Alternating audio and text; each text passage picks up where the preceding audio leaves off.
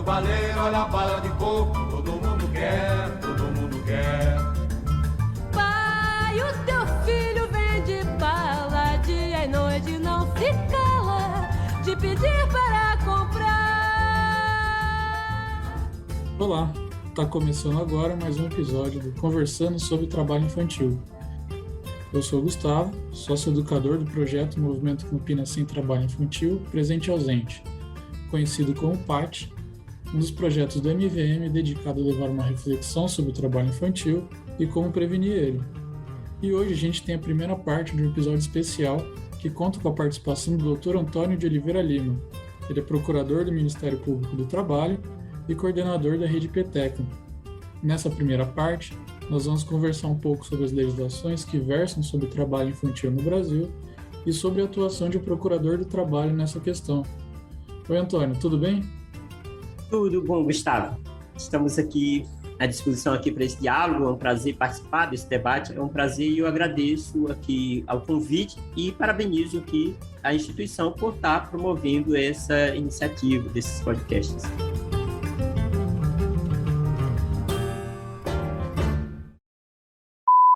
Antônio, muita gente pode pensar que as leis que dizem respeito ao trabalho infantil estão apenas na Constituição de 88, né? Mas, na verdade, elas estão mais espalhadas, né? Elas estão no ECA, em convenções internacionais e em outras legislações. O senhor pode apresentar um pouco dessas leis? Sim, Gustavo, você tem razão. Além da Constituição Federal, temos o Estatuto da Criança e do Adolescente, temos a Consolidação das Leis do Trabalho, as convenções internacionais, principalmente as convenções 138 e 182 da OIT, e temos também decretos, né, o decreto 6481, que trata das piores formas de trabalho infantil. Temos o Plano Nacional de Erradicação do Trabalho Infantil, um documento importante também para ter ali muitas informações, as ações de combate ao trabalho infantil. Então, nós temos realmente uma legislação que é ampla, né, que além da Constituição e as convenções internacionais, a legislação nacional, que trata especificamente do assunto, e de modo que são várias leis, né, que a gente precisa analisar. Sempre com um fundamento na Constituição Federal, né, a lei maior, que tem lá o artigo 7º tratando desse assunto, artigo 7º, inciso 33, e também com foco no artigo 227 da Constituição Federal, que trata ali dos direitos da criança e do adolescente, né, da proteção integral, da prioridade absoluta, da tríplice responsabilidade pelo direito da criança e do adolescente, e também a responsabilidade de todos, né, da sociedade, da família, do poder público, tanto pela garantia dos direitos, como também para zelar para que não haja violação desses direitos, né? A exploração do trabalho da criança e do adolescente, por exemplo, é uma violação do direito da criança e do adolescente que a Constituição vai estabelecer, tanto no artigo 7º, proibindo expressamente o trabalho infantil, quanto no artigo 227, quando ela diz que qualquer violação de direitos de criança e adolescente, todos devem atuar para que essa violação não aconteça, para prevenir, para combater. É o caso, por exemplo, do trabalho infantil, uma violação de direito que precisa ser prevenida, que precisa ser combatida. E, Antônio, a gente conversando sobre as legislações e vendo como que está a condição do trabalho infantil hoje, eu gostaria de perguntar se o senhor considera que elas são suficientes para o enfrentamento ao trabalho infantil. O senhor acha que deveriam ser feitos avanços nas leis? Ou o que está acontecendo é falta de fiscalização, de colocá-las em prática? O que o senhor acha? Olha, Gustavo, eu penso que a nossa legislação sobre a proibição do trabalho infantil, ela é muito boa. Eu acho até que ela é uma das melhores do mundo, né? A gente tinha um problema lá no passado, quando em 1900, antes de 88, a idade mínima para o trabalho no Brasil era 12 anos. Aí realmente a nossa lei não estava boa. Mas em 88 aumentou para 14 e em 98 aumentou para 16. Então agora ela está no patamar internacional.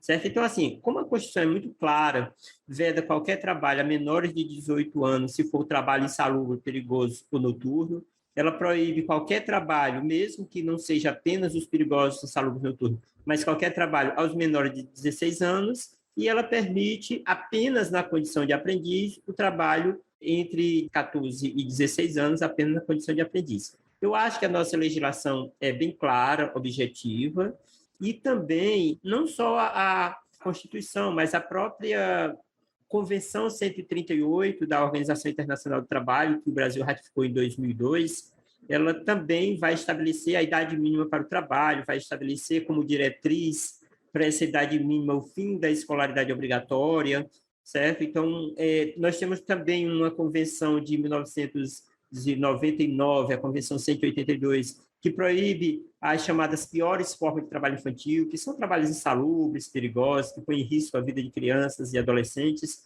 E expressamente, essa convenção já estabelece 3 atividades como piores formas, que é o trabalho escravo, ou em condições análogas de escravo, o trabalho relativo à exploração sexual de crianças e adolescentes e o trabalho do tráfico de drogas e outras atividades ilícitas.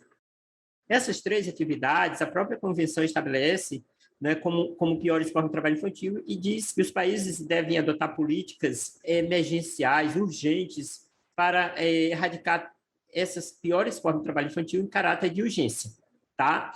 E, além disso, essa convenção diz que cada país deve relacionar uma lista de atividades consideradas piores formas de trabalho infantil, sob 2 critérios. Quais são esses critérios? Um é pelo critério da natureza da atividade e outro pelo critério das condições de trabalho, as condições em que a atividade é exercida.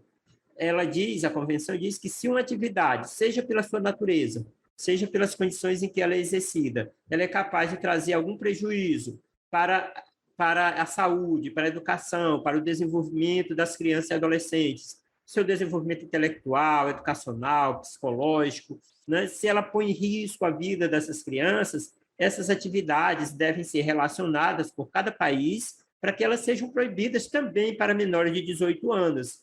E aí o Brasil fez isso, né? O Brasil cumpriu, assim, vamos dizer assim, o Brasil fez esse dever de casa em 2008. Né? Inicialmente, em 2001, tinha feito uma portaria, mas em 2008 foi feito um decreto relacionando 93 atividades que estão nessa condição de prejudicialidade, né? Que são chamadas piores formas de trabalho infantil, é também chamado de lista TIP.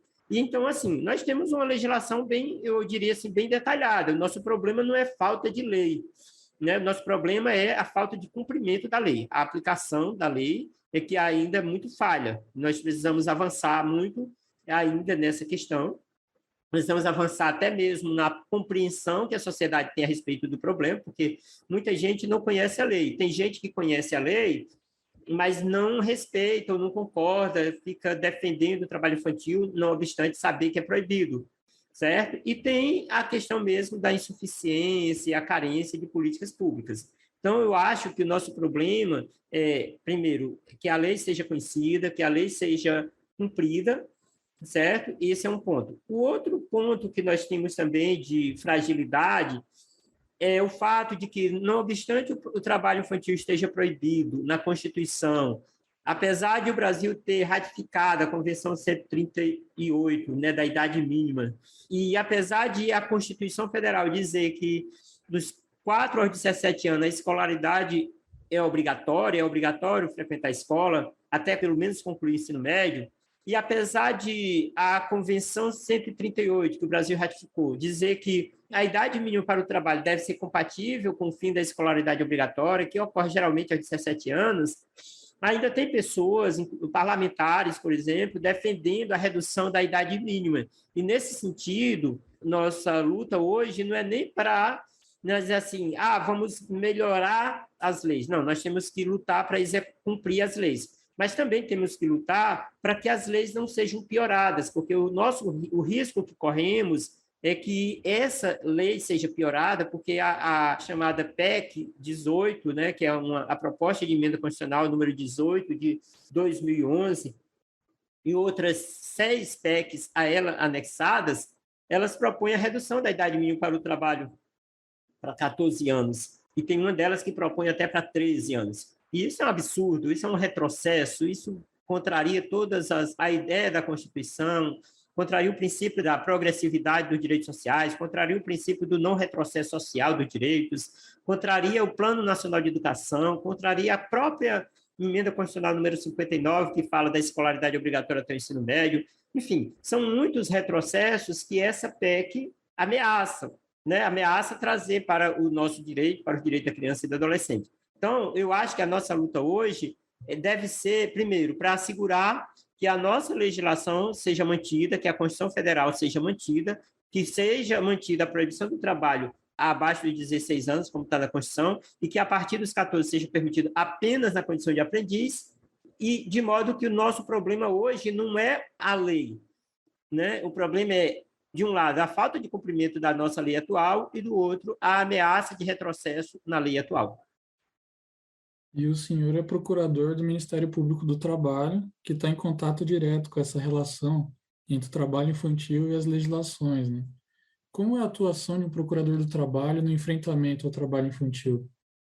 Olha, Gustavo, a atuação do Ministério Público do Trabalho, né, através dos procuradores e das procuradoras do trabalho, ela se dá de duas formas, uma preventiva e a outra de repressiva, né? A preventiva, a gente atua em articulação com os demais atores da rede de proteção da criança e do adolescente, e a repressiva, a gente atua através de investigação, de inquérito civil, de ação civil pública.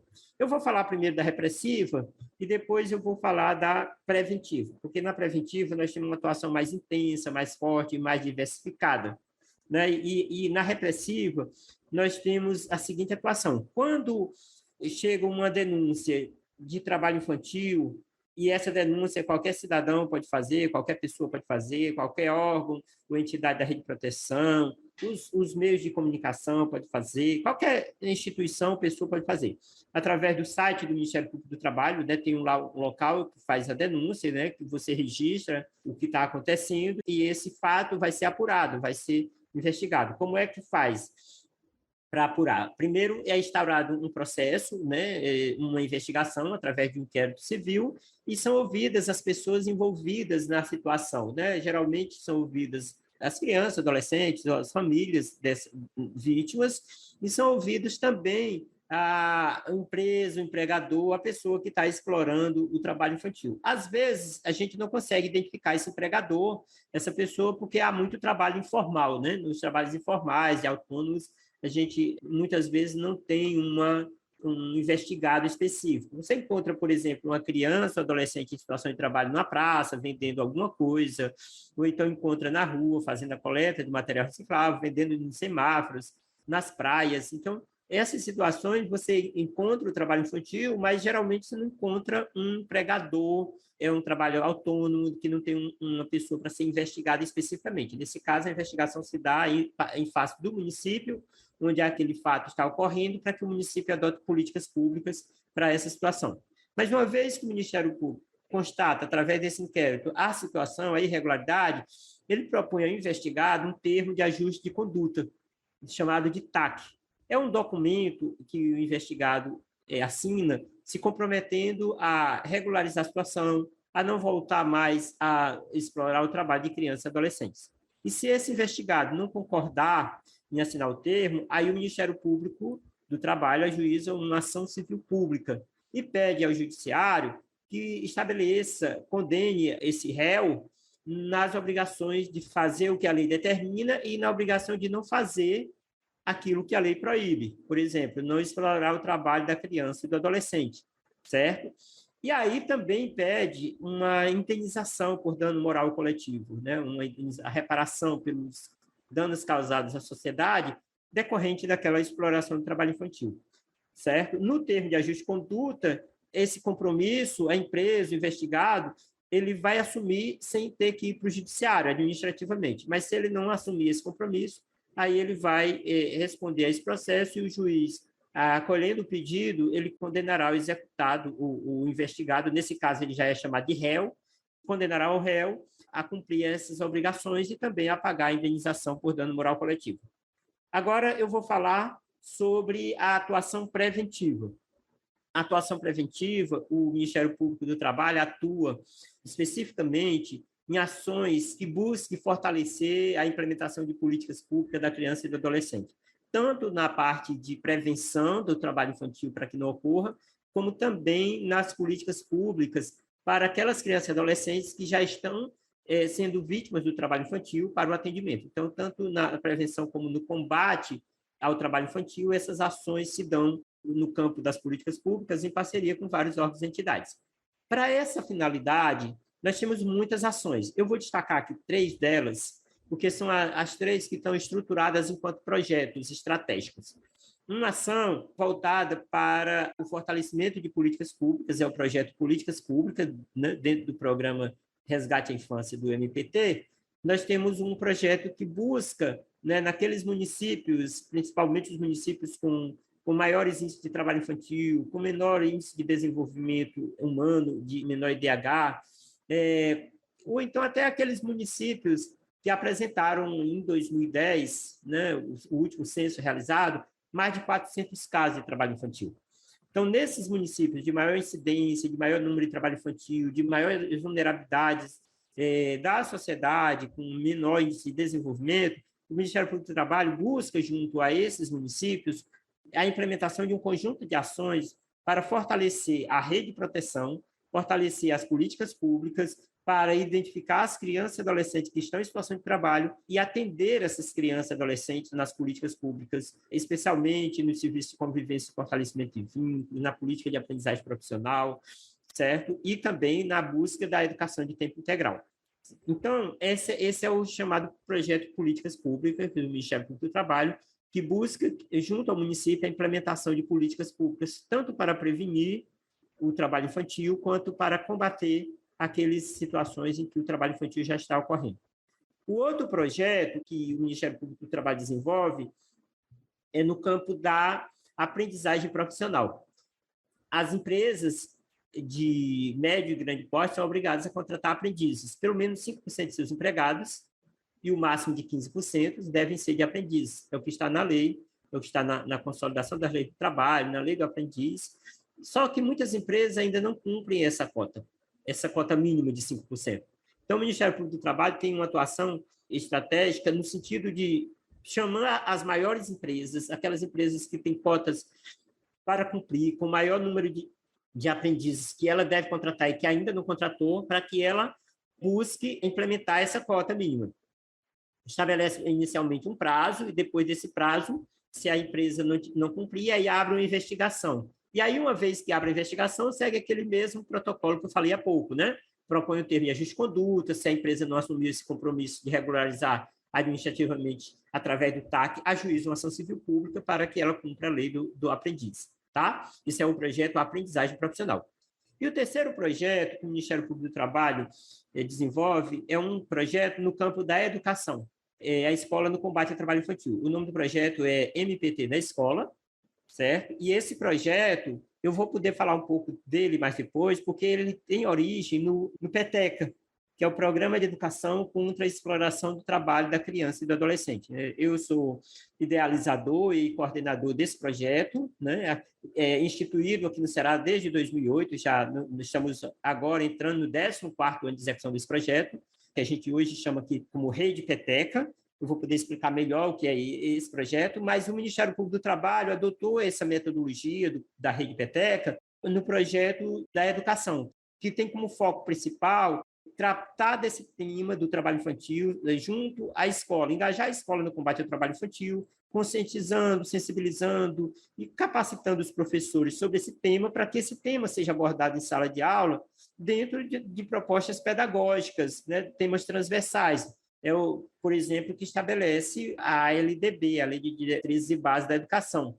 Desde 2007, essa lei, a LDB, né, tem um artigo que foi acrescentado pela Lei 11.527 de 2007, dizendo que o direito da criança e do adolescente deve ser obrigatoriamente incluído na proposta pedagógica e no currículo das escolas de ensino fundamental. Então, a gente buscou implementar, através do PETECA, essa diretriz, né? de debater o tema do direito da criança e do adolescente, de debater o trabalho infantil, o direito à profissionalização do adolescente. Enfim, toda essa temática ela é debatida com base nesse projeto. Então, são esses 3 projetos estratégicos que o Ministério Público do Trabalho tem hoje, né? Que é políticas públicas, a aprendizagem profissional e o MPT na escola. O MPT na escola que nasce aqui, né? Que tem origem e foi criado com base nesse projeto, né, que nós criamos aqui no Ceará em 2008, chamado Rede PETECA, hoje chamamos Rede PETECA, Mas isso significa o quê? Programa de educação contra a exploração do trabalho da criança e do adolescente. Além desses 3 projetos estratégicos, o Ministério Público do Trabalho realiza muitas outras ações, campanhas, em articulação com órgãos da sociedade civil, com o poder público, atua em muitas frentes, inclusive nessa frente, né, por exemplo, de trabalhar para que não haja retrocessos na legislação, participa dos fóruns estaduais, do Fórum Nacional, né, e várias outras ações em articulação com vários parceiros da rede de proteção da criança e do adolescente. Temos realizado em níveis municipal, estadual e nacional, né, para prevenir e combater o trabalho infantil. Olha, é pequeno e não tem bola, é criança sem escola, onde é que ele vai parar?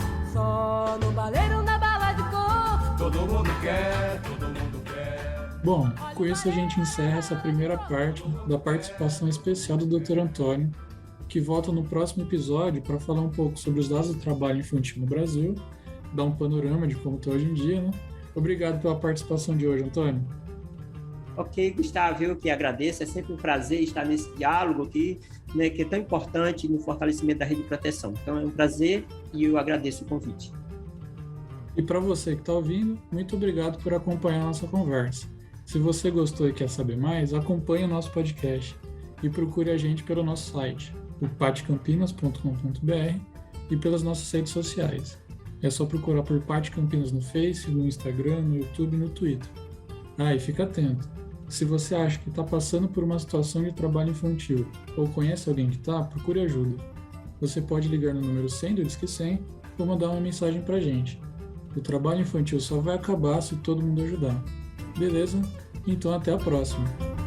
Pai, o teu filho vem de bala, dia e noite não se cala, de pedir pra